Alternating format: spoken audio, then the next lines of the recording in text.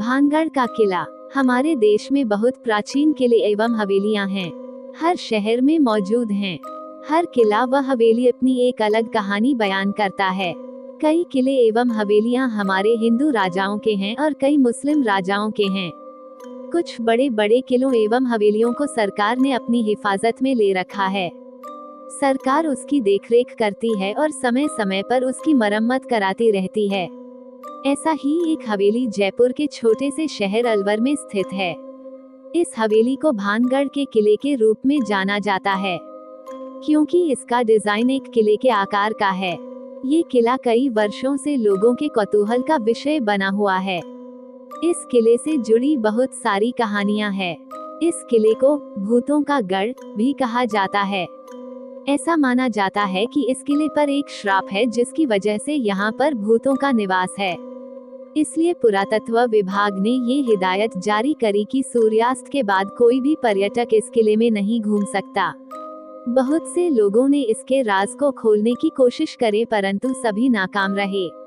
सत्येंद्र को बचपन से ही आर्कियोलॉजिकल साइट्स देखने में बहुत मजा आता था, इसलिए उसने आर्कियोलॉजिकल स्टडीज का कोर्स किया। उसने भी भानगढ़ के किले के बारे में बहुत सुना था। इत्तेफाक से उसकी नौकरी अलवर के पुरातत्व विभाग में लग गई।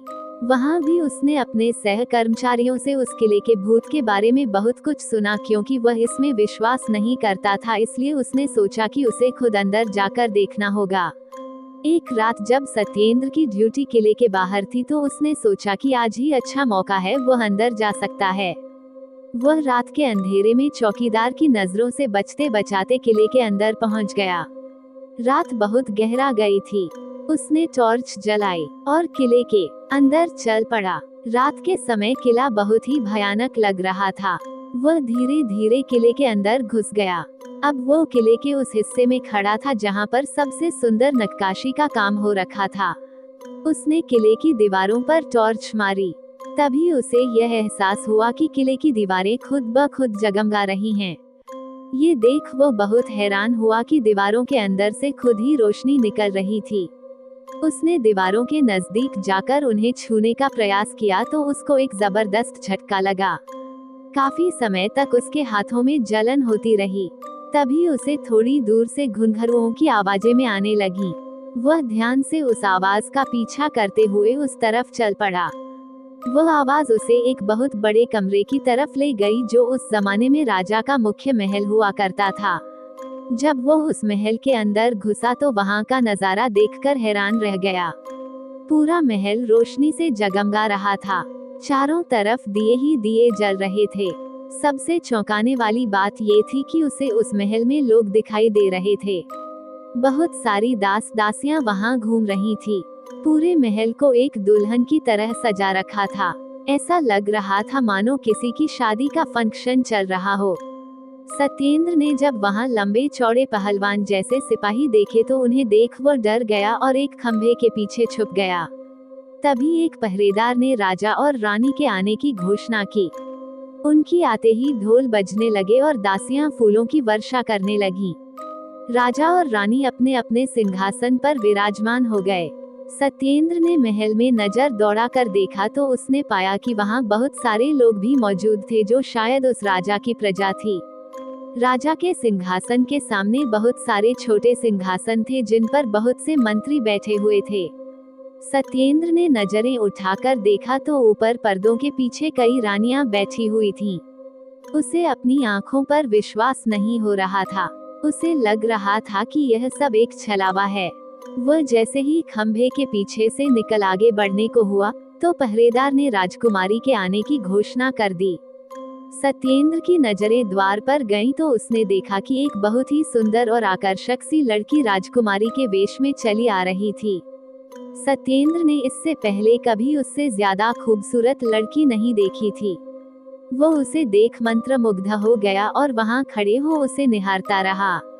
राजकुमारी के आते ही दासियों ने फूलों की वर्षा प्रारंभ कर दी। राजकुमारी के सुगंधित इत्र से सारा महल सुगंधित हो गया। कुछ ही पलों में पहरेदार ने किसी राज्य के राजकुमार के आने की घोषणा करी। उस राजकुमार के आते ही सब उठ खड़े हुए और फिर से दासियों ने उस पर फूलों की वर्षा करी। सत्येंद्र को अब सब समझ में आ गया था। उस दिन राजकुमार और राजकुमारी का विवाह होने वाला था। उसे अभी भी यही अनुभव हो रहा था कि यह सब जो उसे दिख रहा है वह एक छलावा है। पर वो उस राजकुमारी के रूप सौंदर्य से इतना मोहित हो गया था कि वहां खड़े होकर उसे कुछ देर और देखना चाहता था। शादी की रस्में प्रारंभ होने जा रही थीं। राजकुमार और राजकुमारी दोनों एक दूसरे के आमने सामने वरमाला लिए खड़े थे। पुरोहित के आग्रह पर राजकुमारी जैसे ही राजकुमार को वरमाला पहनाने वाली थी कि कुछ सिपाहियों ने सत्येंद्र को घेर लिया और शोर मचा दिया। सबका ध्यान खंबे के पीछे खड़े सत्येंद्र पर पड़ा। शादी की रस्मों को रोक दिया गया। सिपाही सत्येंद्र को खींचते हुए बाहर निकाल लाए। सत्येंद्र चीख चीख कर कह रहा था, तुम सब लोग एक झूठ हो, छलावा हो। मैं तुम्हारे इस छलावे में नहीं आऊंगा। मुझे छोड़ दो और मुझे जाने दो। तो यही है वह जिसकी निगाह हमारी राजकुमारी पर थी। राजा ने अपनी तलवार उठाते हुए कहा, हाँ महाराज, यही है वह मनुष्य। खंभे के पीछे खड़े होकर हमारी राजकुमारी को देख रहा था। अब आप हुक्म दीजिए, इसके साथ क्या करना है। मंत्री बोला, अरे आप ये कैसे कर सकते हैं? आप सब लोग तो अब हैं ही नहीं। आप सब तो मरे हुए लोग हैं। मरे हुए कैसे किसी को मार सकते हैं? सत्येंद्र ने चिल्लाकर बोला। तभी एक सिपाही ने सत्येंद्र पर कोड़े बरसाने शुरू कर दिए। महाराज से चिल्लाकर बात करता है। सिपाहियों, इसे ले जाओ और जलती अंगारों में फेंक दो। यही इसका अंजाम होगा। राजा ने अपने सिपाहियों को हुक्म देते हुए कहा।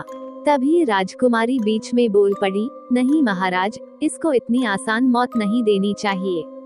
इसको सजा मैं दूंगी। सत्येंद्र को अभी भी समझ में नहीं आ रहा था कि जो कुछ भी उसके साथ हो रहा है वह सच है या छलावा है। उसे लगा कि यदि वो किसी तरह इस महल से बाहर कदम रख ले तो वह बच सकता है। तभी उसने सिपाहियों को धक्का देते हुए मुख्य द्वार की तरफ भागने की कोशिश करी, पर वह असफल रहा। सिपाहियों ने उसे फिर से पकड़ लिया और इस बार बेड़ियों में जकड़ दिया। उसने राजकुमारी को अपनी तरफ आते हुए देखा। वह हाथ जोड़कर खड़ा हो गया, मुझे क्षमा कर दो, मुझे जाने दो। तुमने जो किया है वह पाप है, और पाप की माफी नहीं होती, उसकी सिर्फ सजा होती है। राजकुमारी गुस्से से बोली। फिर राजकुमारी ने सिपाहियों से उस पर खूब कोड़े बरसवाए। वह चीखता रहा और सिपाही कोड़े मारते रहे। उसे अपने ऊपर बहुत गुस्सा आ रहा था कि क्यों वह इस किले का राज जानने यहाँ आ गया। क्यों उसने अपने सहयोगियों की बात नहीं मानी। सदियों से मैं राजकुमार से विवाह करने की राह देख रही थी। आज वह शुभ घड़ी आई थी, पर तुम जैसे दरिंदे ने आकर फिर से रंग में भंग डाल दिया। पर आज मैं तुम्हारी यह चाल कामयाब नहीं होने दूंगी। आज मैं यह विवाह संपन्न करके ही रहूंगी। आज मुझे कोई नहीं रोक सकता। सिपाहियों, गर्म लोहे की सलाखें लेकर आओ। इसकी नजर जब से मुझ पर पड़ी है तब से हमारे महल का अनर्थ ही हुआ है। आज मैं इसकी इन नापाक नजरों को ही खत्म कर दूंगी। राजकुमारी ने रौद्र रूप धारण करते हुए कहा। सिपाही गर्म लोहे की सलाखें ले आए। सत्येंद्र को सलाखों से बांध दिया गया। राजकुमारी के आदेश पर सिपाही गर्म लोहे की सलाखें लेकर उसकी तरफ बढ़े। वह झटपटाने लगा, पर क्योंकि उसको बांध रखा था इसलिए वह कुछ नहीं कर पा रहा था। सिपाहियों को अपनी तरफ बढ़ते देख सत्येंद्र के हाथ पैर फूल गए। वह पसीने से भीग गया। सलाखों को अपने इतने करीब देख उसके मुंह से चीख निकल गई, मुझे माफ कर दो, मैं कभी यहाँ दोबारा नहीं आऊंगा, मुझे मत मारो। तभी उसे किसी के चिल्लाने की आवाजें आई, साहब सुबह हो गई, उठ जाए, आप यहाँ गेट के पास क्यों सोए हुए हैं। सत्येंद्र की नींद टूटी। उसने देखा कि वह किले के गेट के पास लेटा हुआ है। वह सकपका कर उठा और वहाँ के गार्ड से पूछा कि क्या हुआ था। तब गार्ड ने बताया कि जब वह सुबह ड्यूटी पर आया तो उसने उसे वहाँ गेट के पास सोते हुए पाया। सत्येंद्र को इतना तो याद था कि वह रात को किले के बाहर ड्यूटी पर था, पर उसके बाद उसे कब नींद आई, वह कब वहाँ पहुँचा, उसे कुछ भी याद नहीं आ रहा था। हो सकता है शायद उसने कोई सपना देखा हो, पर उसने जो भी देखा ऐसा लग रहा था कि वो उस समय वहाँ था और जो कुछ भी उसके साथ हुआ वह सच था। वह वापस अपने क्वार्टर पर आ गया और सारा दिन उस सपने के बारे में सोचता रहा। वह अभी भी यह समझ नहीं पा रहा था कि वाकई में उसने कोई सपना देखा था या सच में वह किले के अंदर गया था और उन मृत लोगों को जीवित शरीर में देखा। पर जो भी था, आज उसने अपने आप से एक वादा किया कि अब वो कभी भी भानगढ़ के उस किले के अंदर जाने के बारे में नहीं सोचेगा। वह राज जो भानगढ़ के किले से जुड़ा हुआ है वह राज ही रहे तो अच्छा है। शायद इसी में सभी की भलाई है। यदि ये कहानी आपको पसंद आई हो तो अपने दोस्तों और अन्य लोगों के साथ शेयर जरूर करिएगा।